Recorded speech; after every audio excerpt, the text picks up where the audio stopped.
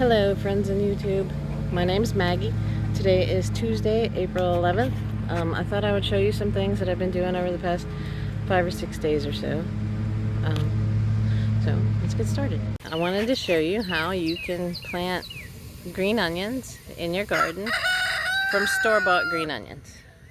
So yesterday we had to buy some green onions because I only have like 2 or 3 out here and I needed more than that for the recipe. And so we cut them, and we just left about this much on them. And now I'm gonna put them in. And see, these are from store-bought green onions. They've actually been in the garden a while. And so you just take your little roots and you just put them in the dirt like that. And that is it.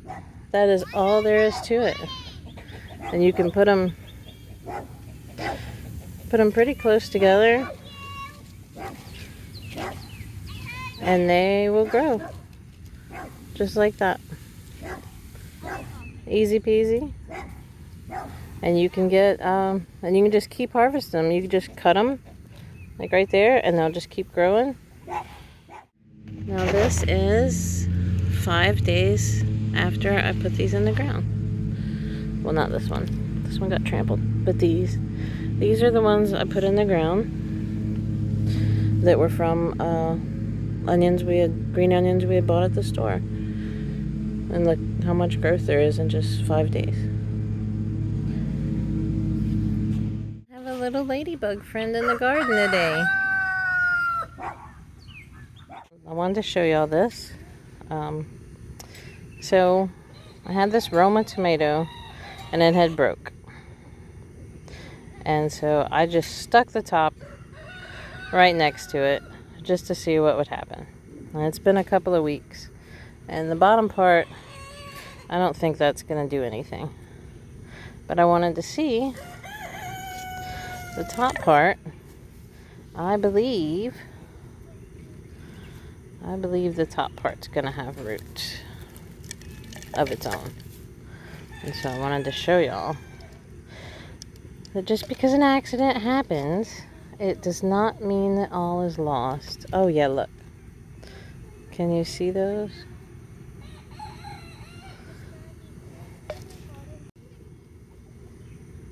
See, it indeed has roots of its own.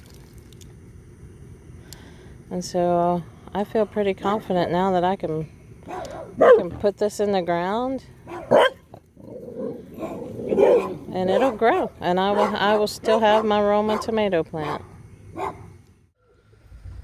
Last year I put these loofah in the fence because I had peeled all the skins off, and they had so much green in them.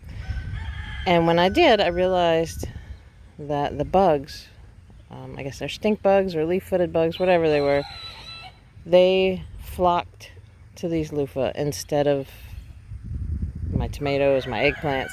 They left everything in the garden and they came to these loofah. And so I left them here as kind of a trap crop. And I mean, obviously I did harvest a ton. And so I wasn't missing the few that I had left in the fence. And so I wanted to show you the funny thing. All along the ground. Look, see that? That's a little baby loofah. There's a little baby loofah. I thought I had maybe lost them because of the freeze. That is not a baby loofah. That's a silly doggy. Hello, Kamaru. But all the way over here, look at all the loofahs. They're just making up my yard now. They'll just get mowed over and over and over. But I may pluck some out to plant them. But see them? I don't know if you can see all in the grass. They're just everywhere. This is probably where I stood when I was harvesting the ones that I was using. And I shook the seeds out and washed them out. I think I did that right here. And so they're just everywhere. Isn't that funny? This year I decided to do a little experiment and see whether I liked snipping the tops of the peppers more or just letting them grow. And so far, I think I like snipping the tops. When they're 5 or 6 inches tall, if you just cut off the top, now these are taller than that now, but when they're little, you just snip off the top and they'll grow. It'll force them to kind of branch out. And so this one I did not snip, and so you can see it's growing on one long stem, and it's starting to branch out on its own. But then there's this one that I did snip, and you can see where I snipped it right there. And it's grown out to have two branches. And I think that does look like it's gonna give us more peppers that way. So I'm thinking that I like that. In the past, I've snipped some and I've left some. But either way, now see, this one's pretty big too. Either way though, come mid to late summer, usually with all the peppers and the eggplants, I'll prune them back pretty hard anyway, because they just get so big and so loaded with peppers. I'll harvest all the peppers I can and prune them back, and then they've always grown back pretty good for me that way. So it's just, you know, your own preference. But I think I like snipping the tops. Right now I am just taking some radish seeds. I don't remember where I got these, I got them from the store. I'm just gonna take these radish seeds and I'm just gonna put them all in between these pepper plants, because they grow so fast and they'll be done before these plants get too big. They only take, I think they take 30 days. Let's see. Matures in 28 days. So yeah, like within a month, about the time that these are getting big and bushy, I'll be able to pull up the radishes. And so that's usually how I do radishes. I just sneak them in between everything else.